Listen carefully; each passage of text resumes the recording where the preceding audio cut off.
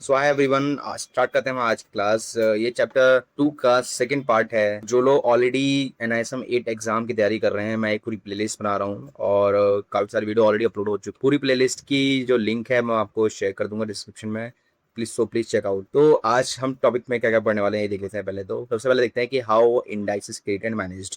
Basically क्या होता है, जो हमारे इंडेक्स होते हैं, जैसे हमारा निफ्टी 50 हो गया, ये निफ्टी 50 जैसे इंडेक्स होते हैं, वो बनते कैसे हैं, बनने के बाद वो मैनेज कैसे किया जाता है, क्योंकि कई सारे कॉर्पोरेट एक्शंस होते हैं जिसकी वजह से उनको मैनेज करना, उनको दोबारा री एवेल्यूएट करना इज़ वेरी इंपॉर्टेंट। इसका रिस्क मैनेजमेंट कैसे होता है, थ्रू डाइवर्सिफिकेशन। मतलब यहाँ हम इसमें ये पढ़ने वाले हैं कि किसी इंडेक्स में मल्टीपल स्टॉक्स होंगे, पर एक स्टॉक की मैक्सिमम कितनी वेटेज हो सकती है एक इंडेक्स में। ये बहुत ही इंपॉर्टेंट है, पार्ट है, क्योंकि इससे ही बहुत सारी चीज़ें हैं जो ड्राइव होने वाली हैं। क्योंकि फॉर एग्जांपल किसी पर्टिकुलर स्टॉक की अगर वेटेज बहुत ज़्यादा हो जाएगी तो उस पूरे इंडेक्स को मैनिपुलेट करना बहुत आसान है। सिर्फ और सिर्फ उस स्टॉक को मैनिपुलेट कर दीजिए आप, हैवी वॉल्यूम से बाय सेल करने से।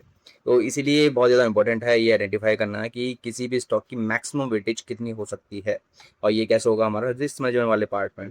वीडियो बहुत इंपॉर्टेंट है, तो ध्यान से सुनना और पूरी प्लेलिस्ट जरूर देखें अगर आप रियल में इस एग्जाम को पास करना चाहते हैं। तो चलिए शुरू करते हैं। सबसे बात करते हैं इंडेक्स मैनेजमेंट पे। जैसा कि आपको पता है कि हमारे देश में दो मेन एक्सचेंजेस हैं, एक तो हमारा एनएससी होता है, दूसरा हमारा बीएससी होता है। और इन दोनों एक्सचेंजेस के खुद के इंडाइसेस भी हैं, जैसे कि हमारा सेंसेक्स सेंसेक्स में हमारे टॉप 30 कंपनीज होती हैं। निफ्टी में जो कि एनएससी पब्लिश करता है, उसमें टॉप 50 कंपनीज होती हैं हमारे देश की। इनको मैनेज करने वाली कौन है कंपनीज, ये हैं वो कंपनीज। बीएससी की बात करें तो एशिया इंडेक्स प्राइवेट लिमिटेड करके एक कंपनी, इनकी सब्सिडरी है बेसिकली, जो इस पूरे इंडेक्स को मैनेज करती है। कोई नया इंडेक्स बनाना है, उनको रीवैल्यूएट करना है, डाइवर्सिफिकेशन कैसा रहेगा, रिस्क मैनेजमेंट कैसा है, वो सब ये चीज़ देखते हैं। ऐसे ही एनएससी के साइड से एनएससी इंडेक्स लिमिटेड करके इनकी सब्सिडरी है जो ये मैनेज करती है। अब प्रोसेस की बात करते हैं तो किसी भी इंडेक्स को बनाने के 3 मेन प्रोसेस हैं हमारे। एक तो कंस्ट्रक्शन, जहाँ पे हम पहली बार किसी इंडेक्स को बनाते हैं, उसमें बहुत ज़्यादा इंपॉर्टेंट पार्ट होता है कि हम कौन सी कैलकुलेशन, कौन सी मेथोडोलॉजी यूज़ करने वाले हैं उस इंडेक्स को बनाने के लिए। मैंने कई सारी मेथोडोलॉजी आपको पढ़ाई थी, और इंडिया में कौन सी होती है वही मैं आपको बताई थी, तो जाके प्ले लिस्ट जरूर चेक कीजिए। इसके अलावा क्या है, मेंटेनेंस, क्योंकि कई बार क्या होता है, जो स्टॉक्स को हमने इंडेक्स में ऐड किया है उनके बोनस भी आते हैं, राइट्स भी आते हैं, स्प्लिट मर्जर्स, कई सारे कॉर्पोरेट एक्शन हो सकते हैं जिसकी वजह से उस स्टॉक के प्राइस में चेंजेस आ सकते हैं, उसके मार्केट कैप में भी चेंजेस आ सकते हैं।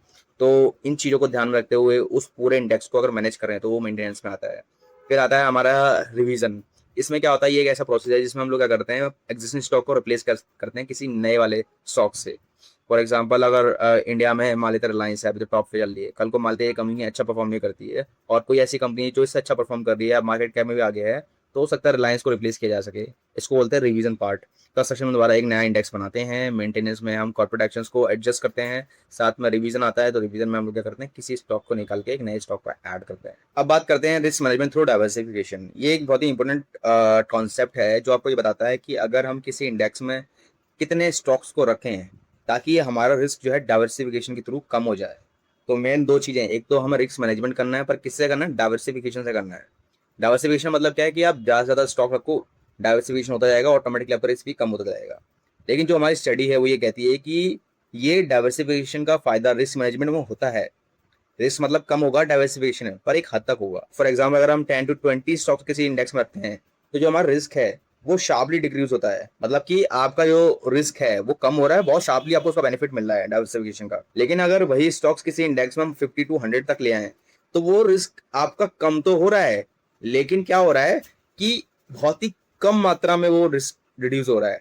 मतलब डाइवर्सिफिकेशन का फायदा बहुत ही ज्यादा कम मिल रहा है आपको। इसी के साथ अगर हम 100+ में चले जाएंगे तो क्या होगा, यहाँ पे रिस्क डाइवर्सिफिकेशन से जो रिस्क कम होना था वो ऑलमोस्ट नेग्लिजिबल हो जाएगा, तो उसका ज्यादा बेनिफिट नहीं मिलने वाला। इसलिए बोला जाता है कि आपको अपने पोर्टफोलियो में डाइवर्सिफिकेशन करना चाहिए, पर एक हद तक। अगर आप बहुत ज्यादा स्टॉक्स रख लोगे तो आपको रिटर्न भी ज्यादा अच्छा नहीं मिलने वाला, और रिस्क मैनेजमेंट तो होगा, आप रिस्क तो कम होगा, लेकिन रिटर्न भी आपके कॉम्प्रोमाइज होंगे।